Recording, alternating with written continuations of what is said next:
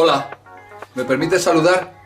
Bueno, quiero dar la enhorabuena a dos nuevas promociones de instructores de fitness y musculación a través de la Academia de Formación Hortos. Chicos, otros 40 profesionales bueno, van a empezar a moverse y a impartir pues todas esas cosas que he podido enseñarles en estas horas que espero hayáis disfrutado lo mismo que yo he disfrutado. Y nada, que nos vemos por aquí o por donde queráis. Bueno, más cosas, durante esta pandemia me ha dado tiempo a hacer alguna colaboración, ¿vale? Tengo por ahí algunos cursos que os dejo por aquí el link también para que, bueno, para que si te apetece, pues que eches un vistazo y aprendas algunas cosas más. Y ya sabes, sígueme en Instagram, etcétera, etcétera. Ahora te tengo que preguntar, ¿te gustaron los vídeos de abdominales? Vale, espero que sí, he hecho dos, quiero hacer otro, pero bueno, lo que quería, creo que lo he conseguido plasmar en esos dos vídeos y bueno, al parecer la gente pues está viendo algo diferente, ¿no? Un enfoque diferente sobre algo que a veces se banalizaba y bueno, que no se ha tratado. Yo creo que al abdominal no se le ha tratado bien históricamente. Por lo tanto, bueno, si no los has visto, míratelos y por favor compártelos, no te los quedes para ti solo, porque es fundamental, tanto si eres individuo como si eres profesional, compártelos porque seguro que le vamos a ahorrar alguna pequeña molestia donde tú ya sabes, ¿verdad? Y nada, que empezamos el vídeo. El vídeo, escucha, tiene que ver con una situación, he puesto aquí excluyente, ¿vale? ¿Y de qué va la movida? Excluyente quiere decir que, a ver, yo me movía muy bien en las antiguas teorías que diferenciaban las hipertrofias en dos bloques diferentes, por así decirlo, ¿vale? Estamos hablando de hipertrofia. Pero se comprobó que esas hipertrofias de alguna forma estaban fusionadas. Es decir, las cosas no son blanco y negro, alguna vez sí, pero en general las cosas a veces están en un punto, ¿verdad?, en el que se fusionan, se mezclan y a veces, bueno, pues entre una y otra pues no hay tanta diferencia o al menos existe la posibilidad de que se interrelacionen, interactúen, ¿vale? O que haya, bueno, pues cosas de una y de otra. Y entonces, en lugar de intentar sacar partido a eso, pues curiosamente nos hemos ido a los extremos y la gente empezó a hablar de fuerza por un lado y de hipertrofia por otro. Entonces yo creo que en ese sentido todo el mundo ha salido perjudicado al reclasificar este tema porque no hemos sabido aprender de las posibilidades que nos ofrece el concepto de aplicación dinámica de las repeticiones a las ganancias musculares en todos los aspectos posibles. Todo esto viene un poquito porque, a ver, tengo un amigo que se llama Bilbo y Bilbo, bueno, pues es un amante, tiene un método denominado método Bilbo, en el cual, pues curiosamente ha conseguido grandes ganancias en cuanto a la fuerza, en concreto en press de banca, pues haciendo un entrenamiento basado en altas repeticiones. Entonces, bueno, pues él, lógicamente, desde su punto de vista de tío experimentado, tío que ha entrenado, pues afirma, lógicamente, que sus grandes logros tienen que ver con el trabajo a altas repeticiones. Entonces, a ver, yo, que soy, creo, muy amigo suyo, pues de esto hablamos muy poco. Porque desde el primer momento yo le dije, macho, si es que yo llevo toda la vida trabajando a altas repeticiones. Entonces tú fíjate, el primer tema de conflicto aquí es que antiguamente se consideraba que las altas repeticiones pues eran para definir, ¿a qué te suena, verdad? Volumen asociado con mucho peso y bajas repeticiones y definición asociado con poco peso y bajas repeticiones. Entonces claro, resulta que cuando uno se sube, por ejemplo, a una barra y se hace 30 repeticiones de dominadas, descansa un par de minutos y se hace otras 25 y luego descansa, se hace 20 o descansa menos y se hace 20, 15 que son altas repeticiones, pues claro, según ese concepto pues uno parecía que estaba definiendo y nada más lejos de la verdad. De hecho, Bilbo trabaja en secuencias de 30, de 25, de 20, secuencias de altas repeticiones y a ver, lo que yo menos le veo es definido. A ver, no está tapado, está mega fuerte, pero lo que tiene son, ya sabes tú, unos pechos que ya lo quisieran muchos hombres. Entonces, bueno, pues algo no encaja. Y no encaja, pues que realmente no tiene absolutamente nada que ver con la definición. Bien es cierto que acelerar el sistema con altas repeticiones, con intensidades altas, te puede ayudar a quemar grasa. El High Intensity Interval Training no se ha inventado ahora, simplemente ahora se le ha puesto un nombre. Pero es evidente que cuando tú trabajas muy duro y haces que tu cuerpo trabaje para recomponer los sistemas, después del entrenamiento se quema un plus de grasa extra. Entonces esa grasa que quemas extra te ayuda a definir. Pero no estamos hablando ahora de eso. Ahora estamos hablando de que el concepto de altas repeticiones, pues de alguna forma ha hecho perder totalmente la referencia. O sea, el horizonte ha desaparecido. Porque las altas repeticiones, curiosamente, no conducen a definir, sino que conducen a incrementar el volumen, tanto como el volumen que se incrementa a través de las bajas repeticiones cuando trabajamos en los ámbitos de fuerza. Entonces, ¿qué pasa? Que si antiguamente se hablaba de que trabajando la fuerza a bajas repeticiones con mucho peso y con intensidades muy elevadas, cogías mucho volumen, pues entonces de pronto ahora la gente dice, no, es que se ha demostrado que la fuerza no tiene que ver con la hipertrofia. Vamos a ver, ¿te das cuenta? Es lo opuesto. Vamos a ver, levantadores de fuerza que tú conozcas, pues son los Strongman, que es una modalidad un poco extraña, porque hay cosas, bueno, pues vale cualquier cosa, o sea, si coges un tanque, te lo puedes llevar a la espalda, eso es ser un Strongman y es una prueba súper dura, ¿no? Y luego está el Powerlifter, que son 3 modalidades, y luego está la halterofilia. Tú si te das cuenta, el Strongman, que está considerado como una disciplina de fuerza a fuerza, hay veces en que cogen cargas y las desplazan durante, no digo minutos, pero durante muchos segundos. Si te das cuenta, los powerlifters trabajan a veces en un ámbito que va por encima de los 2, 3, 4, 5 segundos. Es decir, yo he visto levantamientos de peso muerto que se nos iban a lo mejor a 10 segundos y sentadillas exactamente igual. Press de banca, a lo mejor un poquito menos, pero no es ni un segundo ni 2. Y luego la halterofilia es la que más se acerca al concepto de un segundo de duración, es decir, de la duración mínima, porque es fuerza explosiva, es decir, fuerza por velocidad.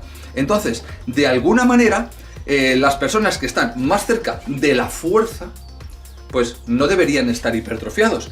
¿Por qué? Porque hay gente que dice que la fuerza es una cosa y la hipertrofia es otra. Entonces, ojo, tú estarás diciendo, no, que yo lo tengo claro, que la fuerza también hipertrofia, que trabajar a 1 segundo, a 2, a 3, ojo, a 8, a 10, a 12, eso también hipertrofia. ¿Por qué lo sé? Pues lo sé porque yo miro a mi alrededor y los Strongman, los powerlifters y los halterófilos están enormes, están fuertísimos. A ver, lógicamente alguno dirá, ya, pero es que se meten. Sí, es muy posible que esté muy extendido, muy popularizado el uso de sustancias. Es cierto, pero a ver, hay gente que no se mete y tú les ves y está fuerte. A lo mejor no están tan fuertes como los más fuertes, pero están fuertes. Y trabajan a lo mejor a 1, a 2 y a 3 repeticiones, que es un ámbito de duración de la serie muy cortito. Entonces, si te parece bien, lo que voy a hacer ahora es explicar un poquito aquí en la pizarra las hipertrofias, como yo las entiendo, y vamos a ver cómo las conectamos con las tendencias más actuales, y luego vamos a intentar, pues si puede ser, pues juntarnos todos e ir un poquito en la misma línea, porque lo que a mí no me gusta es que haya gente que va por aquí y gente que va por aquí. A ver, ¿que no hay más remedio? Pues evidentemente a veces pasa. Pero vamos a intentar que todo el mundo que ve este vídeo pues entienda que no hay extremos, sino que dentro de lo que es el crecimiento muscular, el desarrollo muscular, pues a veces las fronteras no existen, sino que está todo mucho más entrelazado. Entonces rápidamente te cuento. Aquí tenemos, fíjate, bueno, en primer lugar he señalado aquí en este cuadrante pues lo que es una fibra, un corte, sección transversal de fibra, en la que se ven, fíjate, se ven miofibrillas, ¿lo ves? Entonces ahora si nos vamos aquí, fíjate, he señalado primero la hipertrofia sarcomérica y la hipertrofia sarcoplasmática. Entonces, si yo cojo esa fibra, la que tú quieras, del músculo que quieras, entonces, antes de empezar a entrenar, durante la sesión o durante el periodo, durante el ciclo que tú quieras, pues nos encontramos con una fibra con estas miofibrillas. Entonces, cuando tú entrenas trabajando hipertrofia sarcomérica, de sarcómero, de la estructura contráctil, de las proteínas contráctiles del músculo, pues sucede que la adaptación, es decir, cuando el cuerpo se recupera del estímulo, pues nos encontramos con que la fibra toma esta apariencia. Tú fíjate, el tamaño prácticamente es igual, pero observa la cantidad de miofibrillas y por tanto de estructuras contráctiles que se han incrementado, es decir, que hay más, como ves, ¿no? Aquí había 7, aquí hay pues 12, ¿de acuerdo? Entonces, esta hipertrofia, en principio, tú fíjate, no se la relacionaba directamente con el incremento de tamaño, pero sí con el incremento de fuerza. Pero tú sabes que si cogemos una vasija y la llenamos de cemento, y cogemos otra vasija y la llenamos con la misma cantidad de cemento, pero le metemos hierros, hormigón armado, automáticamente el nivel sube. Luego quiere decir que nos pongamos como nos pongamos, una persona que entrene fuerza, hipertrofia sarcomérica, verá incrementado el número de estructuras contráctiles y por tanto no será solo la densidad, la rocosidad y la dureza, sino que evidentemente va a incrementar el tamaño y ojo, cuanto más porcentaje de fibras explosivas, altamente receptivas a este tipo de entrenamiento, pues verá incrementado todavía más su tamaño. Luego, este tipo de hipertrofia, lógicamente, hay personas a las que les va todavía mejor, pero a todos les va a incrementar el tamaño y además, fíjate, se ve caracterizado por incremento de la fuerza, incremento de la densidad y del tamaño. Se consigue a bajas repeticiones, con altas intensidades, con un tiempo de duración corto, pero tú fíjate, he señalado entre 0 y 6 repeticiones y tiempo hasta 20 segundos. Y ahora los sustratos energéticos que hacen que esto funcione son la fosfocreatina y el adenosintrifosfato, que se almacena en el músculo, y esto está sujeto a un proceso constante de regeneración. Se considera que se repone completamente el sistema agotado durante el esfuerzo alrededor de los 4 minutos. Puede ser un poquito menos, un poquito más. Depende, lógicamente, de muchas cosas, específicamente pues del individuo, porque hay individuos enormes que a lo mejor necesitan un poquito más, y además hay individuos que son capaces de generar más intensidad de esfuerzo que otros, pues simplemente por cuestiones de asociación neuromuscular. Ahora nos vamos al extremo opuesto, a la hipertrofia sarcoplasmática. Tú fíjate, aquí está la misma fibra, ¿la ves? Pero ahora, con las mismas miofibrillas, no nos fijamos en ellas, sino que nos fijamos en los glucógenos. Esa G es glucógeno, que es la forma en la que el músculo almacena la glucosa para poder utilizarla durante el metabolismo energético. Entonces, fíjate que además de Gs hay Hs, son agua. Por cada gramo de glucosa que se almacena en forma de glucógeno en el músculo, se almacenan 3 gramos de agua, 2,7 en concreto. Luego fíjate cómo hay un montón de Hs y unas cuantas Gs. ¿Qué sucede cuando entrenamos en el ámbito sarcoplasmático? Pues fíjate que el tamaño claramente se ha incrementado. Tenemos las mismas miofibrillas, 7 en concreto he puesto, pero hay muchas más glucosas y mucho más agua. Y eso ocupa mucho espacio. Luego, curiosamente, esta hipertrofia siempre provoca un claro incremento de tamaño. Y fíjate en el ámbito que funciona. Incremento de la fuerza de resistencia, incremento del glucógeno muscular y por tanto del agua, por lo tanto, más tamaño. Por encima de 6 repeticiones. Ojo, esto es una variable. He puesto aquí hasta 2 minutos, luego sería desde 20 segundos. Pero las personas más explosivas son capaces de hacer más repeticiones en menos espacio de tiempo. Luego esto siempre va a ser una variable y diremos entre 6, 7, 8, 9 o incluso 5, porque depende de la velocidad de contracción. Puedes hacer 4 muy deprisa y la quinta tardas el triple que en la anterior. Por lo tanto, esto siempre es una variable. Entonces, fíjate, las repeticiones, como hemos dicho, la intensidad elevada y la fuente, como acabo de mencionar, lógicamente, energética, es el glucógeno muscular. Entonces, lo que sucede con esto, que lógicamente tira absolutamente por tierra todo lo que tenga que ver con volumen y definición, dado que se consigue volumen de las dos maneras y la definición no tiene nada que ver con el proceso, ¿de acuerdo? Pues todo esto se comprobó que cuando una persona trabajaba en un ámbito intermedio, pues ganaba fuerza y ganaba fuerza-resistencia, y además se ponía muy fuerte.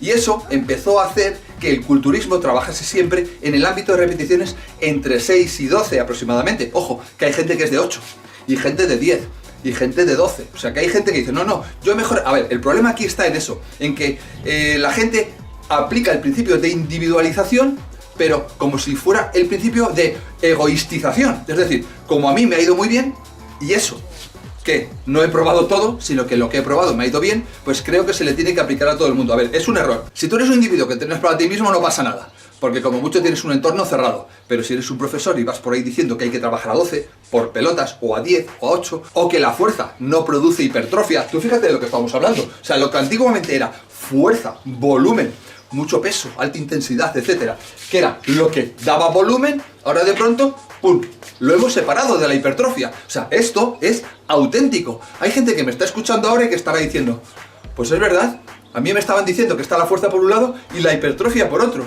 y no me estoy dando cuenta de que personas que trabajen a una repetición y se dejen el alma, a una, a 2 o a 3 repeticiones, ¿cómo no van a estar hipertrofiadas? Están hipertrofiadas sarcoméricamente. ¿Qué sucede? Que de pronto, al ver que esto se fusionaba en el centro, pues como te he dicho antes, dio lugar a posturas extremas, en las cuales empezó a dejar de hablarse de las hipertrofias de este tipo y se empezó a hablar de otros dos conceptos. El de tensión mecánica, que viene asociado a ¿qué?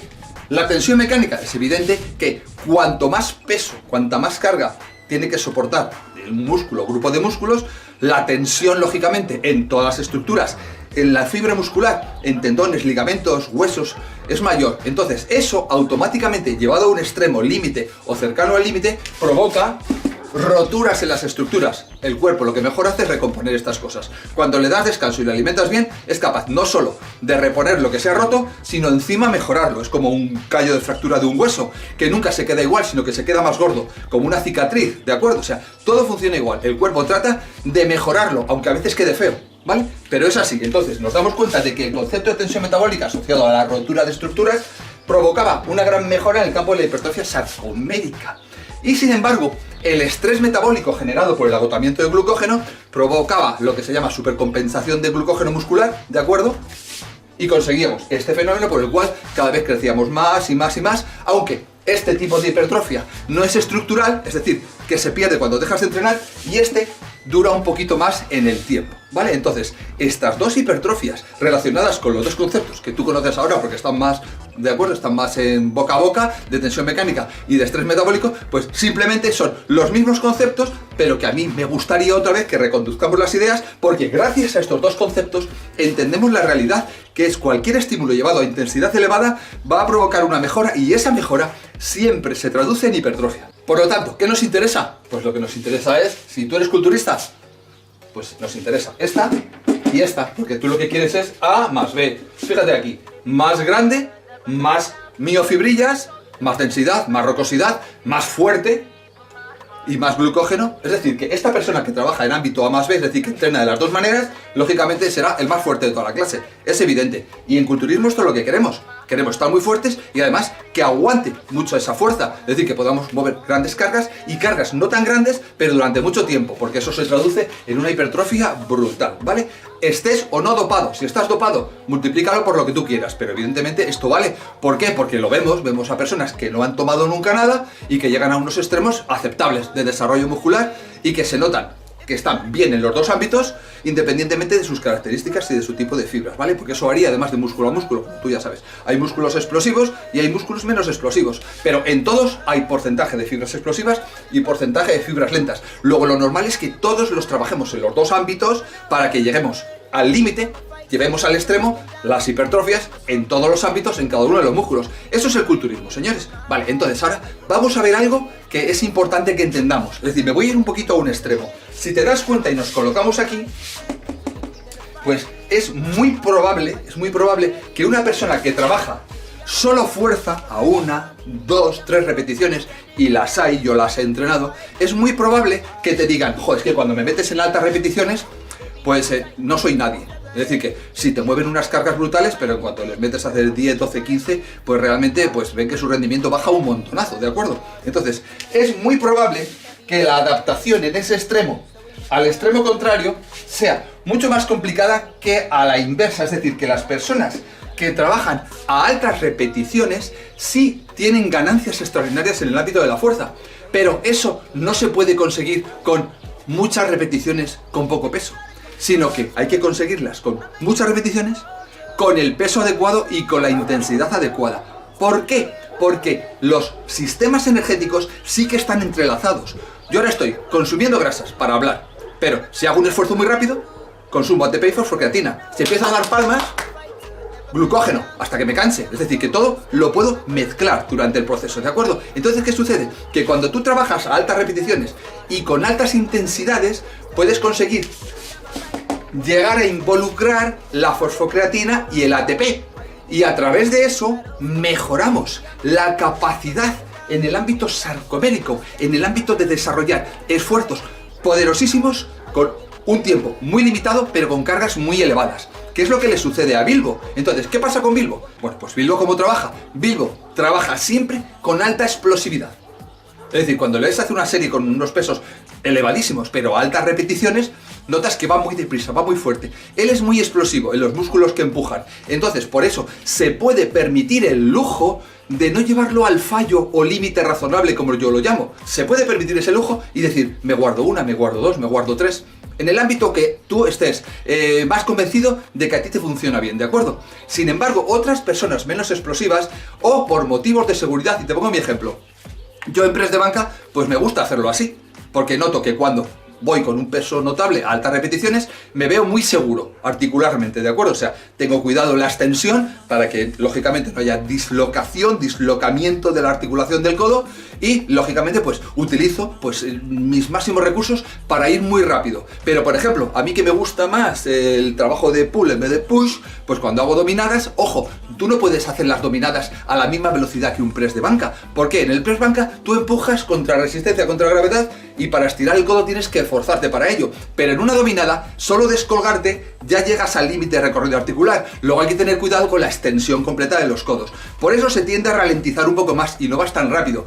¿Qué pasa? Según eso yo no puedo hacer las dominadas tan explosivamente como me gustaría hacerlo o como hago un press de banca. ¿Y cómo consigo entonces llegar a ese límite en el cual o me aprovecho de las características contráctiles de mi músculo o intento que se involucren ATPs y fosfocreatina? Pues es muy sencillo. Ahí es donde yo introduzco el concepto mío de límite razonable. Es decir, yo las dominadas, la serie que sea, siempre la entreno a un límite razonable. A ese punto en el cual veo que o no puedo hacer ninguna más o hago una más escasamente.